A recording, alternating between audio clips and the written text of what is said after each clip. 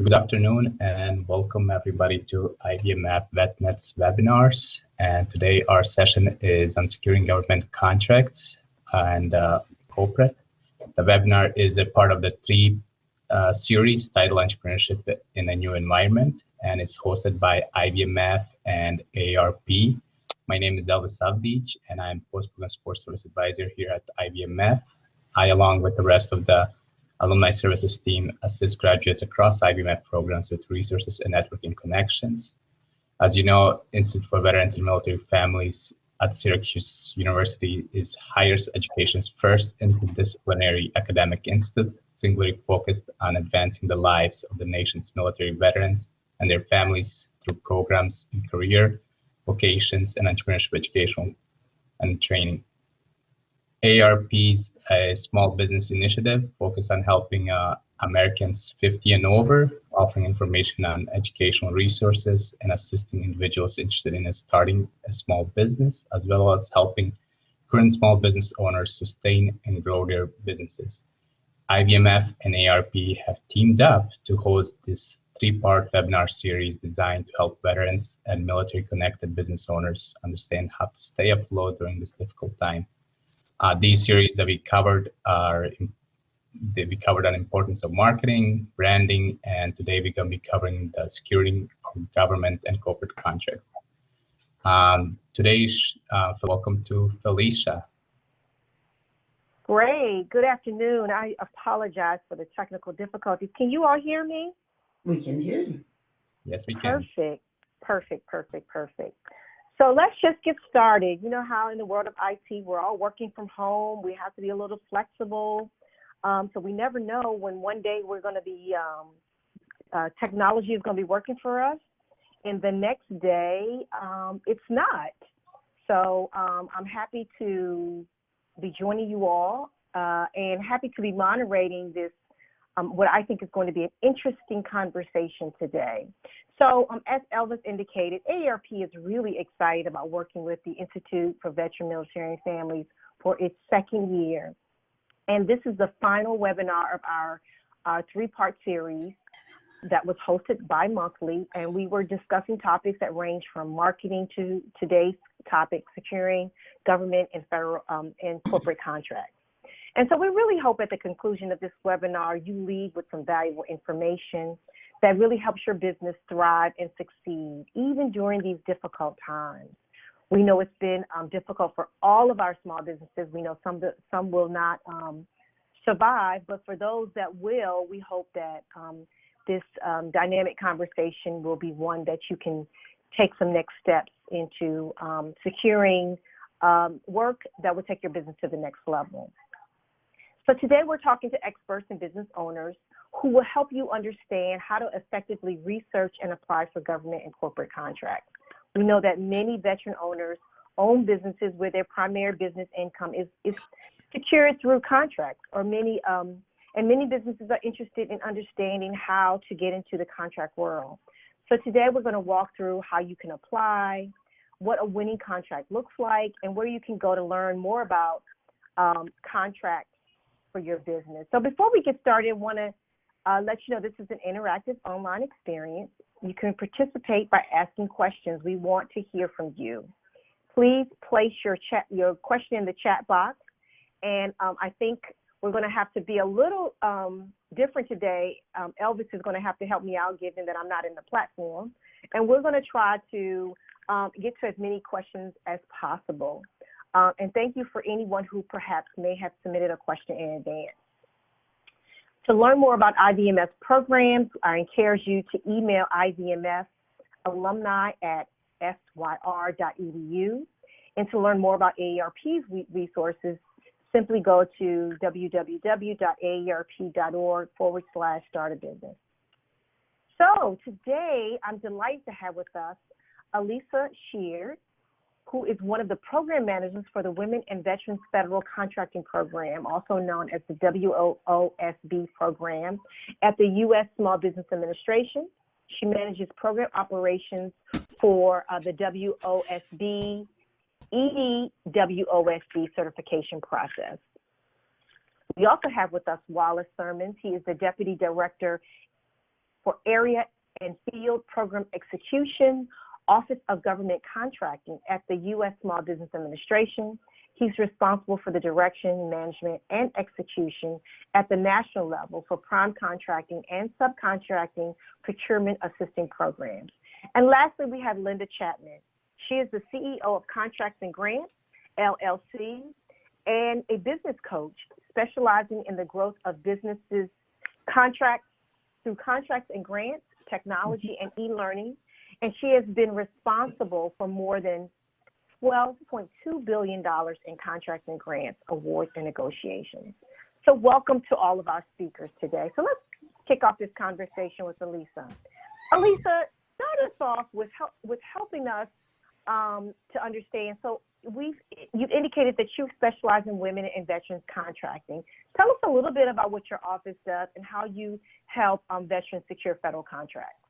Sure. Well, let me just first say thank you all for having both myself and Wallace here today. I actually have a very close friend that participated in the IVMF program, and she speaks very, very highly of all that she learned while participating in this program. But in my formal role with the federal government, I'm managing the certification process for women that want to participate in the Women Federal Contracting Program. So SBA is responsible for executing and managing a program that certifies women-owned small businesses that are looking to participate in federal contracting, but specifically targeting to industries where women-owned small businesses are underrepresented or substantially underrepresented. And so that's why we have the distinction of WOSB and EDWSB. It is to level the playing field in those particular industries. So our program focuses on those primary industries. It's about 444 areas that we focus on with this particular program, and we're trying to increase federal government usage of women-owned small businesses in those specific areas and by awarding direct contracts or competitive contracts limited to those firms that have that certification as a participant in this program. And so that's probably the best way to describe it, because we're not certifying all women-owned small businesses, but those that are looking to participate in this specific niche of federal contracting programs. Great. Thank you, Elisa, for that. And so that, I was going to ask you about that distinction. So tell me a little bit about how can these women that you all are targeting access some of your programs? Sure. So I think Elvis just posted the website, and I highly recommend that those that are interested in learning more about the program, that are trying to explore what is the program about and in the specific NAICS codes, you want to go and visit www.sba.gov/WOSB Ready. That's WOSB Ready. It is our campaign to encourage women-owned small businesses to not just learn about procurement and the process of participating in this program, but also getting procurement ready and accessing the various resources that are available to them. It's not just starting a business and saying the lights are on. It is literally getting yourself positioned to understand, how do I engage? How do I work with the government, and how am I successful in working and partnering with the federal government?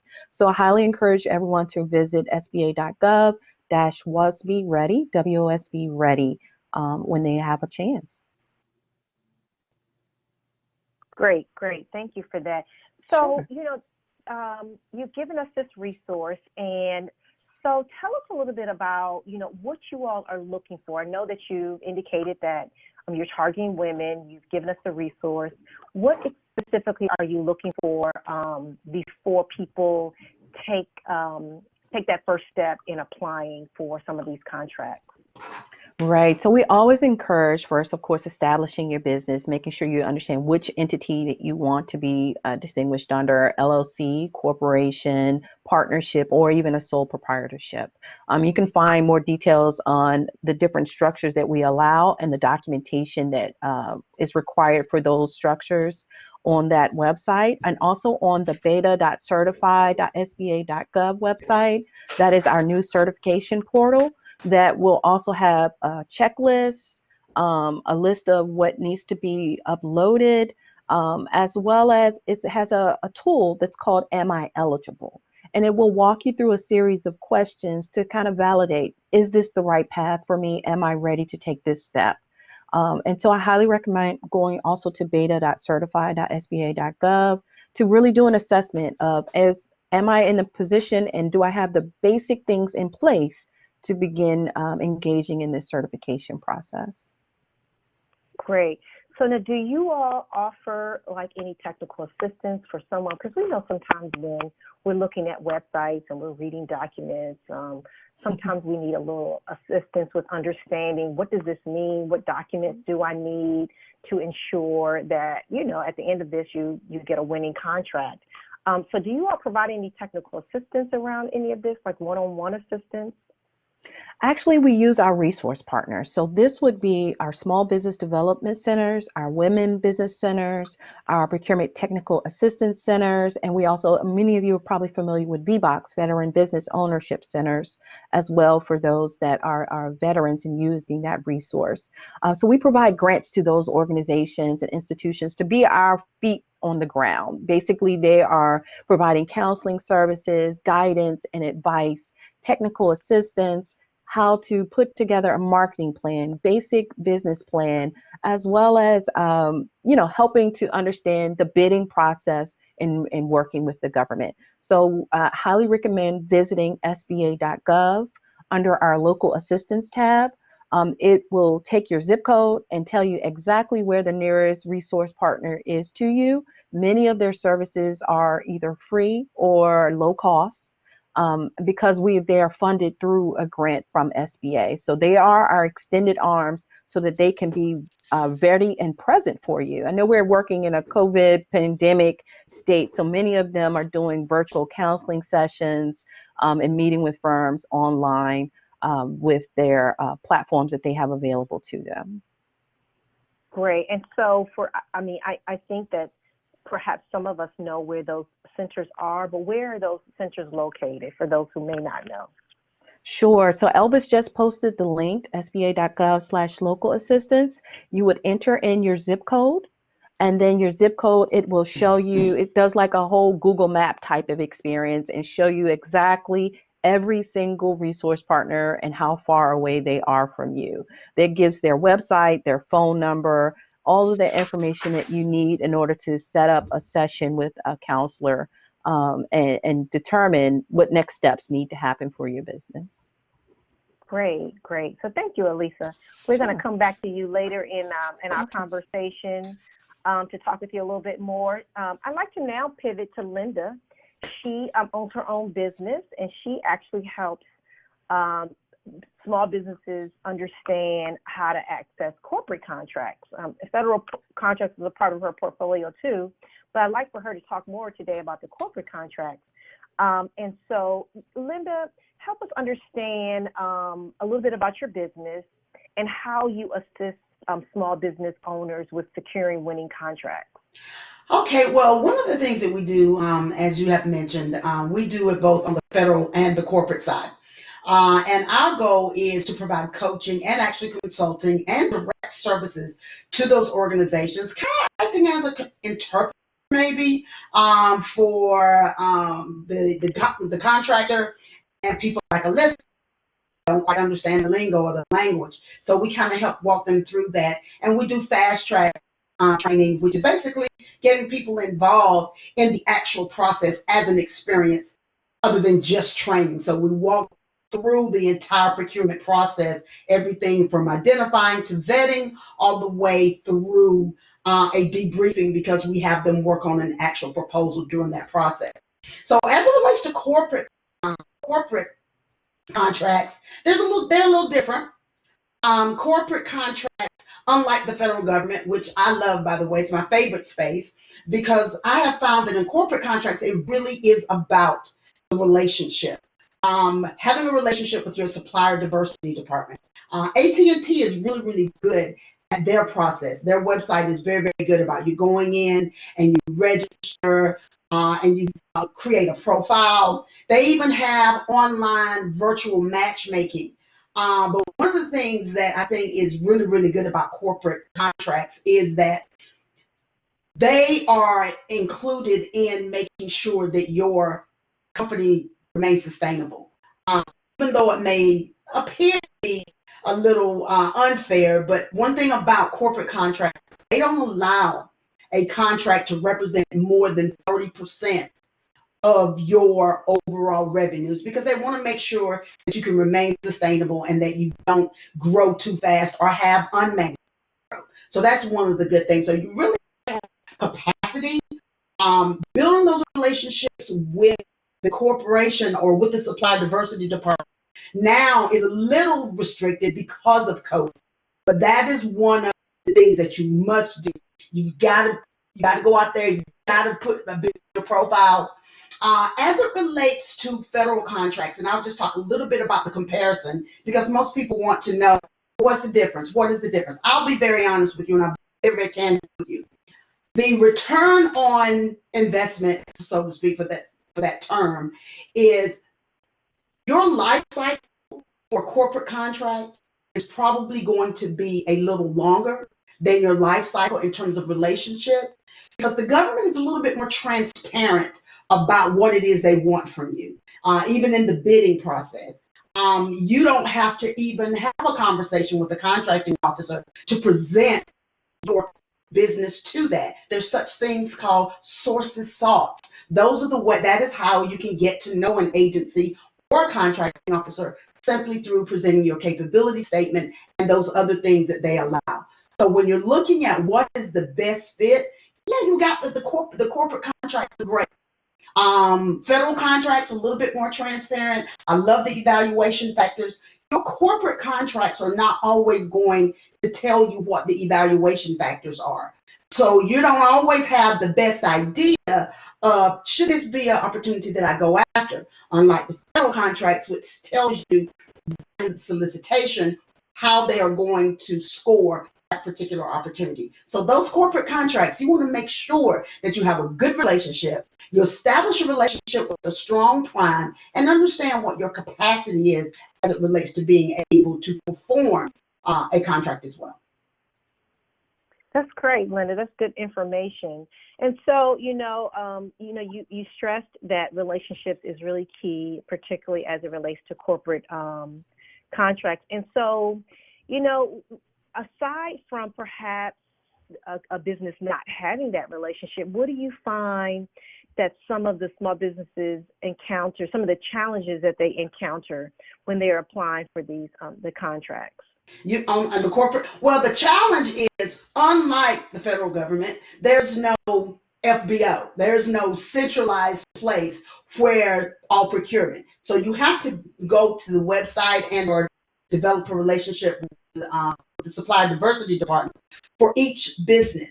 One of the ways to do that, of course, is to spend time doing that and making sure that your profile is listed with that supplier, but also establishing a relationship with large primes to be their go-to minority supplier. So there are definitely ways to do it. It can be very, very targeted. Some people, especially now, a lot of small businesses are coming out of corporate America. So they have their relationships as employees of certain businesses. And so it's a little easier for them to get into that space because they come from that space. So the biggest challenge in the corporate space is really getting to the buyer. Gotcha. And the buyer is the individual entity that's actually awarding the contract. That is correct. That is correct. Mm-hmm. Okay. Great. And so, Linda, you mentioned, and you're doing some amazing work with helping small businesses really kind of understand all the kind of the nuts and bolts and the nuances to applying for, a federal as well as corporate contracts, and really providing that kind of education. So I recently learned that you have a Vet It Done initiative, and wanted to share with us a little bit about what that is and how our audience can access that and how that benefits them.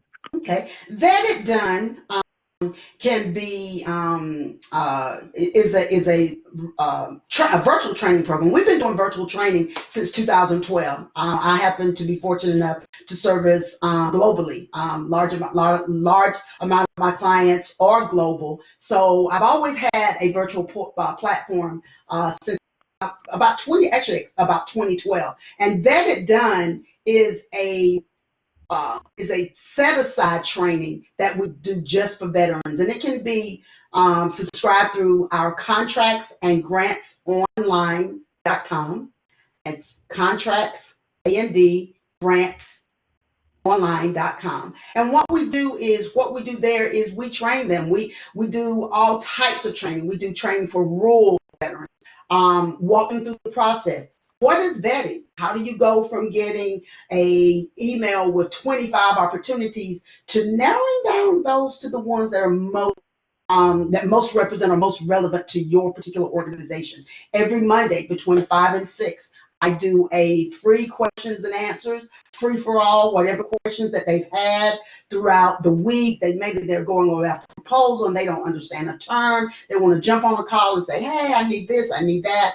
I also have office hours for veterans during the week so that they can just pick up the phone and have questions answered as it relates to the procurement process. So the Vetted Done portal is really designed just for veterans for some of the challenges that they may have as veterans, but also as a way to show them how to leverage some of the wonderful opportunities that they have because they're a veteran and have knowledge of defense contracts or defense or even supplier diversity, distribution, logistics. There's so many areas that veterans have that can be useful, not necessarily to the federal government or not only to the federal government agencies directly, but there are so many defense contractors that are looking to buy what you know.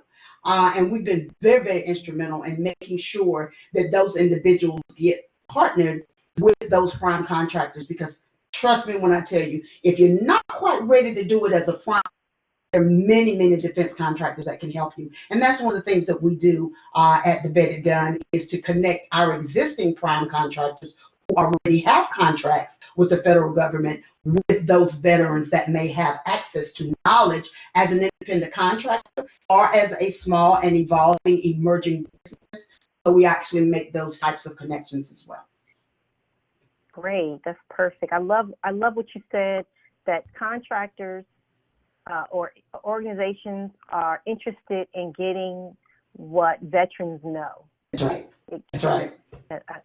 I like that. I like that. And so it's really get it done. I've get it done. So it's helping veterans increase their knowledge about accessing these contracts. That's great. So do we have any questions? I want to remind people that we have put your questions in the chat. We want to hear from you. Do we have any questions? I can actually see the platform, but I don't know that I can see any questions. Do we have any questions? No? Oh, yes. Okay. Hey, Felicia, I just sent you the questions from registration. Okay, great. So here we are. Let me, I think I can read that. Wait. I'm sorry about this. Okay, all right, okay. So after determining a demand in government industry, what are some initial steps for developing a professional corporation and obtaining government contract funding? Does Linda or Lisa want to tackle that? Could you repeat the question? It was a little blurred. I couldn't. Sure. So the question we got some pre-questions.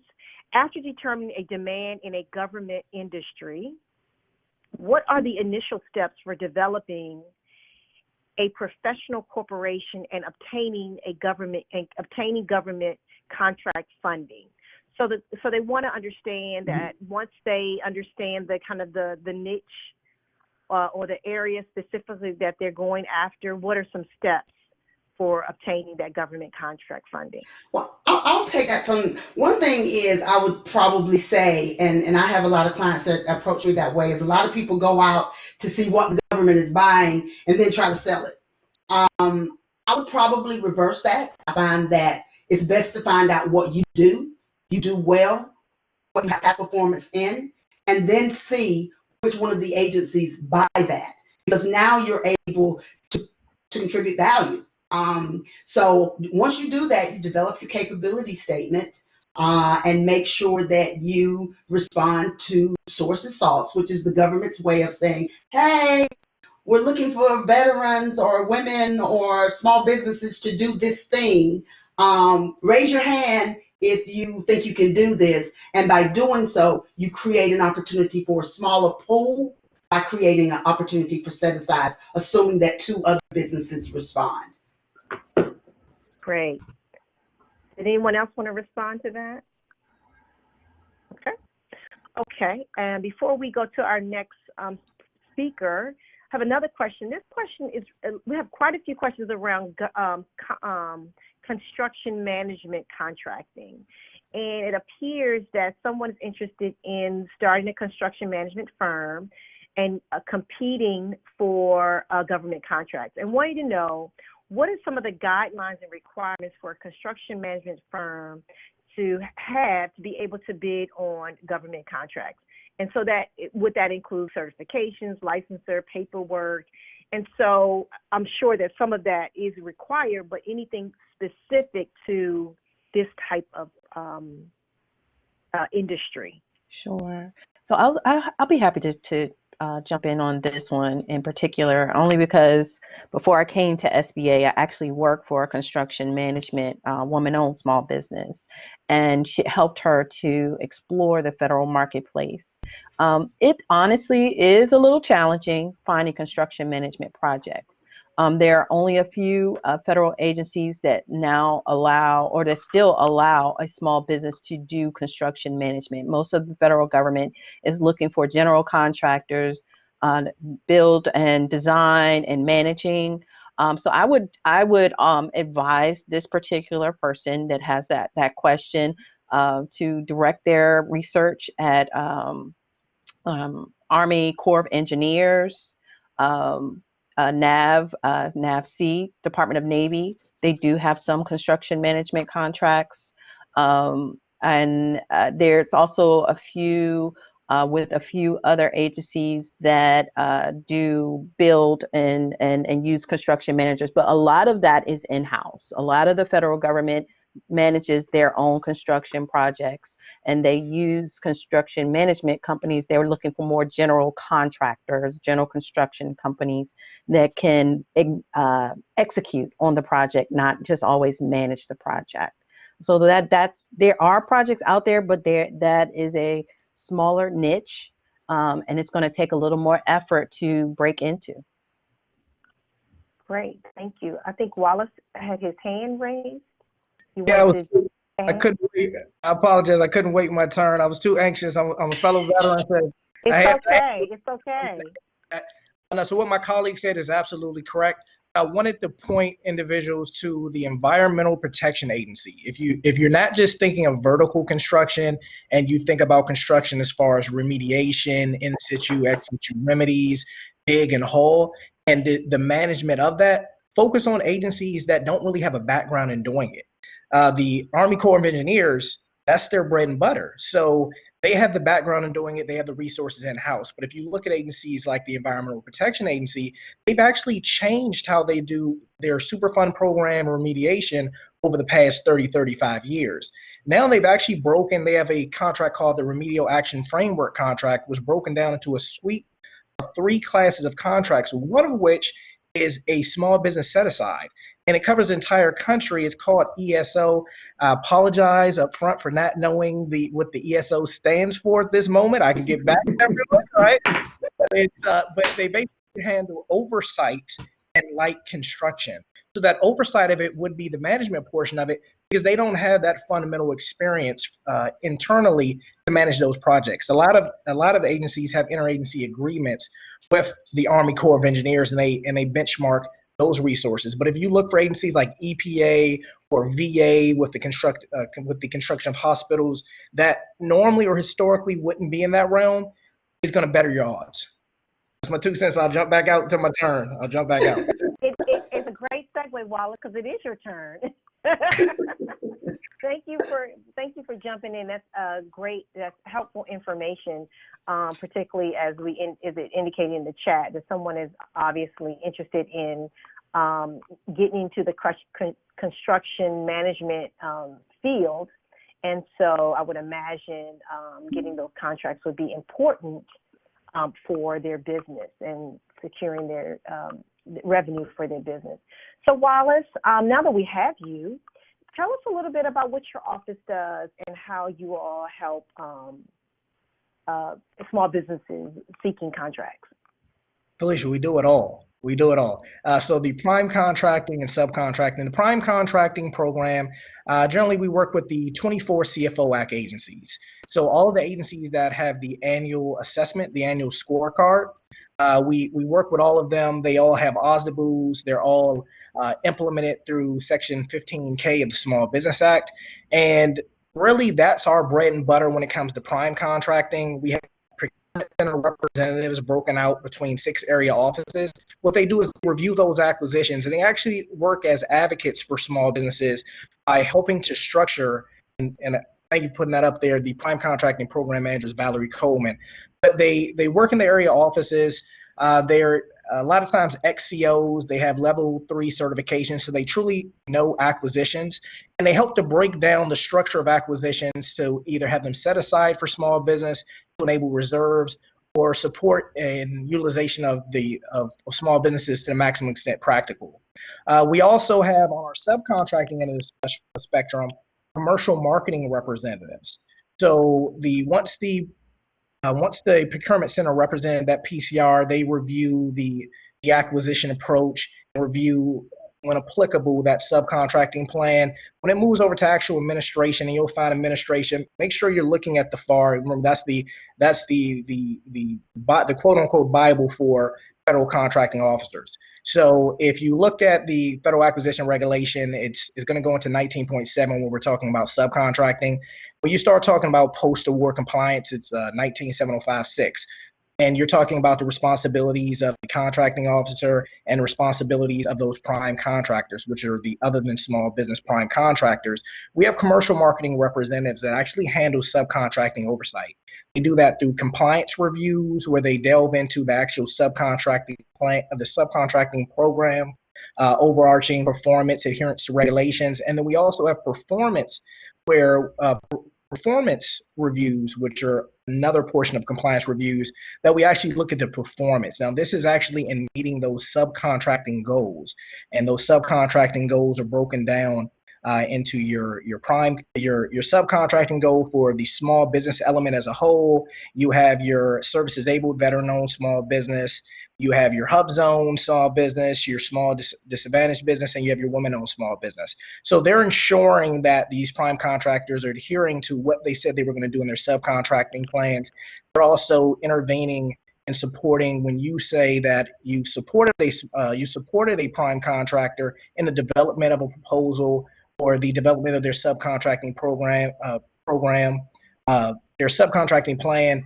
They're making sure that you're a part of the fold to the same extent and magnitude that was anticipated when you were supporting them. So they also assist as far as marketing. That's if a prime contractor wants to reach out, or they're having issues meeting their good faith effort. Basically, they're having issues meeting their subcontracting goals throughout performance of that contract. They may reach out to the commercial marketing representative, or the commercial marketing representative might reach out to them stating, we see that you need support. We know of these small businesses that can support you. So another place to market your capabilities would be to those CMRs, because they each individually have their own portfolio of prime contracts. And we also have our certificate of competency program, and that is generally when you're the apparent successful awardee of a contract. However, there's something based either on performance or generally financial capacity, which leads the contracting officer, that procurement center, believing that you'll be unable to perform that work. And that certificate of competency comes to our area offices, the area office in which you are located, the states what they cover in which you're located, and they work with our district office, and our district office supports in that financial analysis. We have a COC specialist that can support you through, obviously, it's a partnering where you provide evidence financial evidence and information to show that you are financially capable, whether it be a line of credit or some other funding mechanism, and they'll support you in getting that actual award. So we have tons of programs. Our non-manufacturer, I could probably go on and on. Our non-manufacturers rule, which we have that at the individual waiver level, and we have that at the class waiver level, where we can support in showing that even though you may not fit the bill for being a manufacturer of that end product, there are exceptions that can be made where a contracting officer can set aside certain work, although you weren't the original manufacturer of that product, to small businesses. So we have a ton of programs. It really just depends on what your niche is and what value you're trying to bring. Great, great. Thank you, Wallace. And I think that we have a listing of all of those resources available that Elvis is going to put in the chat for our audience, because that was a mouthful. And we know that we want to make sure that people are well equipped with the information that they need to access these contracts. So, Wallace, you touched on subcontracting, and there's a question in the chat about how do I position my business to obtain government contracts? Is subcontracting a way to go if you are trying to be introduced or build a relationship with the federal government as it relates to accessing or winning contracts? Absolutely. I'd say you could go prime contracting, but obviously subcontracting is the testing ground. It gives you the support, really that 300 to 500 pound gorilla in the room with you. Sometimes there's even non-traditional subcontracting where you're truly bringing your expertise, and that prime contractor's bringing all the rest of the infrastructure for that particular award.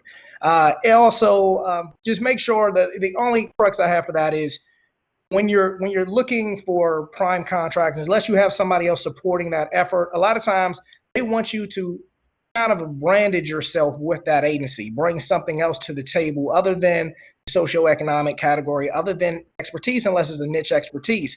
So it still is going to require some bit of targeting and networking, but that is definitely a place to start, especially when it comes to past performance. One of the flaws with the government is a lot of contracting officers, they look directly for what's in what we call our CPAR system, our contract performance assessment review system. And really the only information that's going to be in there is information for individuals who've had a prime contract. Subcontract information is not going to be on there. The performance that you've had at the commercial, state, or local level is not going to be in there. So other than the contracting officer asking for you to complete a past performance questionnaire or providing that information being some type of contractor teaming arrangement, joint venture, or another avenue of providing that information, performance information as far as past performance, otherwise you would receive what they consider a neutral rating will be satisfactory. And there is a bit of risk there. Even though we try to overcome it, especially for our small businesses, we advocate for you all. But there is a bit of technical risk when we can't really extract that performance to say that you've done this type of work. It's a little less risk when we have it that you've performed on a federal contract, just because there's inherent differences between performing on a federal contract and performing in the commercial space. Obviously, you may be able to do the work in a commercial space, but can you do the work adhering to the rules and regulations of the federal government? A lot of those contracts, even as a subcontractor, are going to come down as flow down clauses. So, but the subcontracting is a good route to get your feet wet, to understand the space, especially if you have the right partnership that you can bring in that expertise as you're learning the rest. Great, great. And Lisa, I know that you work primarily with women. And is this something that you recommend to women who are perhaps getting started? What is some of the recommendation that you offer or advice you offer to women who are accessing federal contracts? Yeah, just to reiterate, subcontracting is definitely a path that many of our small businesses that are entering the marketplace explore first, just to get their feet wet, understanding how the government engages, does business. Usually they'll do it through subcontracting with a teaming relationship with, they find someone that they can just partner with, learn the ropes, navigate the space of the federal marketplace. There's also our mentor protege program that I don't know if we mentioned just yet, but a lot of our small businesses participate in that, and we have what's called an all small mentor protege program. So that is women-owned small businesses. Any of our certification programs, any small business can now participate in that program. Even our veteran-owned small businesses, we see a lot of our veterans participating in the all small mentor protege program, and that is where you identify a mentor. I would say the best mentors tend to be not quite large companies, but they're small to mid-tier size companies that have been a little bit where in your footsteps before. And so they understand the importance of passing back that knowledge, and they're willing to do that. I think far too many people are like, well, give me the big guy, but sometimes the big guy, you're one of many potential proteges for the big guy. So having someone that's been in your footsteps, been in your path before, can really help to give you more practical experience on how to grow your business in the federal market space. So I highly encourage a lot of our women-owned small businesses to consider all small mentor protege program, and that is also available on our SBA.gov website. More information about that program. Great. And Linda, how do you advise your clients as it relates to prime? I learned a new thing today. Being the prime contractor or the subcontractor. I was just nodding. I'm getting dizzy from nodding between Wallace and because that's where we start, especially with the smaller companies. And I was just about to attest before Alyssa's talked about is to just kind of talk about how committed SBA really is to helping the small business through that all small mentor protege program. I can tell you that I've walked several clients through it, and she was spot on as it relates to sometimes you don't want to go for the large defense contractors. There's that small business that was a small business and maybe graduated 8A that has some valuable lessons learned that can teach you. And just being so excited the fact that SBA recognizes now that the small business brings so much value, and they allow you to bring that value by connecting it with a larger business and let them act as big brother. Before, it wasn't quite that way, but kudos to SBA for recognizing that the small businesses really do have the capacity to do the work, but sometimes they just need that extra infrastructure or that big brother, and that's what that all small mentor protege relationship is all about. It's it's a fantastic program. I implore everyone to look into it. But as it relates to small business subcontracting, I think that is probably the very first place to start, and what we encourage in our fast track training as we are introducing our graduates to some of our more seasoned prime contractors. Great. So I'm curious from all of you all, what does a winning contract look like? And I'm sure our audience, perhaps there are some here who are exploring how to get into the contract world, perhaps have some experience but want to get more contracts for their business. So what does a winning contract look like? And Alisa, we'll start with you. All right, so I've kind of done a similar panel session on this topic. So I will say, if you're going to go and visit our bidding area and to prepare a really good proposal or a bid, you're going to want to focus on section L and M on that website. So where we post our solicitations on now on beta.sam.gov, you're going to want to really follow the directions that the government outlines. Those that are winning contracts are very meticulous in how they put their package together, and also timely. They don't do 12:01 if it's due at 12. They do 11:30, to be quite honest. So you want to also be timely, be very specific in addressing what if they say 12-point font, you give them 12-point font. If they say 10 pages, don't put it 11th or 12th. No, stay to 10 pages. And then be very specific on your skill set, that you have the technical skills to address the problem that they are outlining. Don't oversell yourself, because I've had some firms that have literally placed skill sets they really didn't have in their drawer or bin. So I would definitely say stay with what the skill sets you have that you can really provide to the federal government, and answer and provide a solution to what they need. And those are, I would say, are your biggest tips. Great. Linda? Oh man, I'm glad you asked. I can tell you, and I talk about it in our classes. I tell about baking a cake with the government in order to be able to demonstrate. Because the key in Section M is going to always be to demonstrate your ability to do something, not to just state that you can. So the way I talk about that is I'm like, you know what? Think of it as the ingredients. You can give someone the ingredients of it. Okay, can't do a whole lot with the ingredients unless you know how much or when to put it in. So when you're baking cake, do you put the flour in first? Do you put the sugar in first? How does it become the best cake?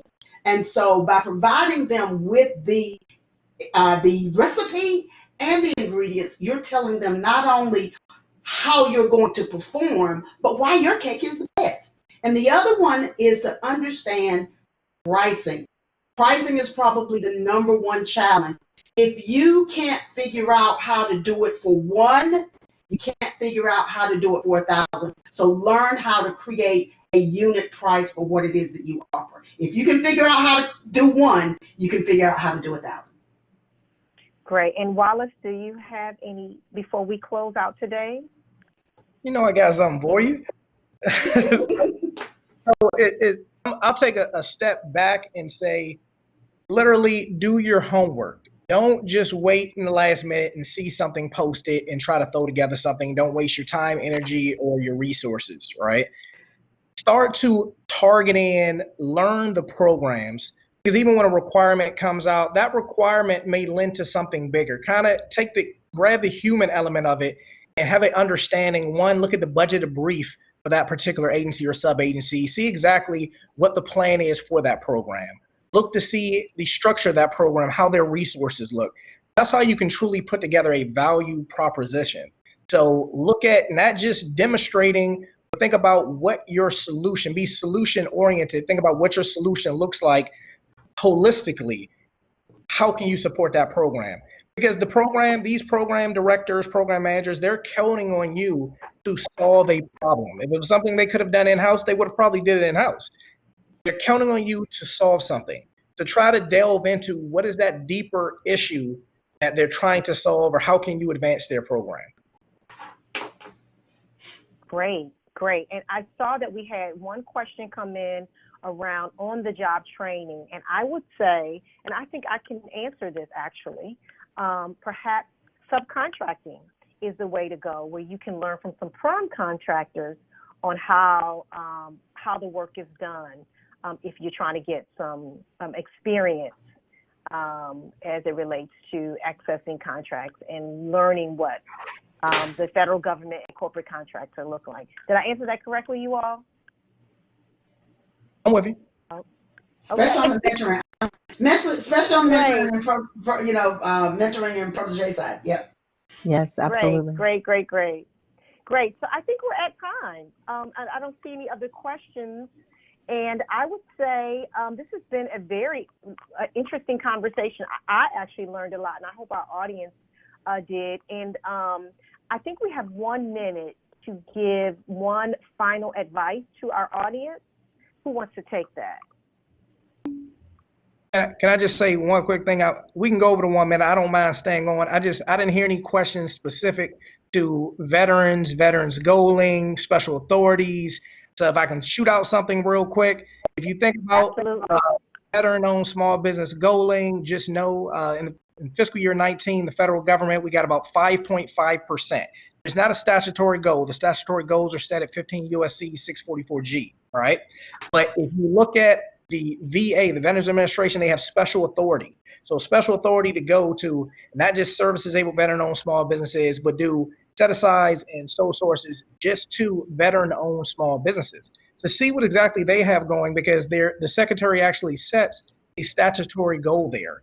So I'm just trying to narrow in the scope of that opportunity. And as a veteran, definitely check out the VA. see exactly how they've been going. I think their prime contracting goal was 17% and subcontracting was 7%. And I know for sure they exceeded, they were in the double digits with the prime contracting goal. So just another avenue to look at, because I didn't hear the question come up, but definitely think about that. All right. That's all I got. I know that wasn't a tidbit, but I wanted to put it out there. That is perfect. That is perfect. That is perfect. I had that question for Elisa to ask to find out about is there an amount percentage set aside for you all to award contracts to veterans, and perhaps Wallace answered that, but if you had anything else to add to that, Elisa. No, Wallace grabbed it perfectly, answered it in full detail, so it was awesome. Thanks. Perfect.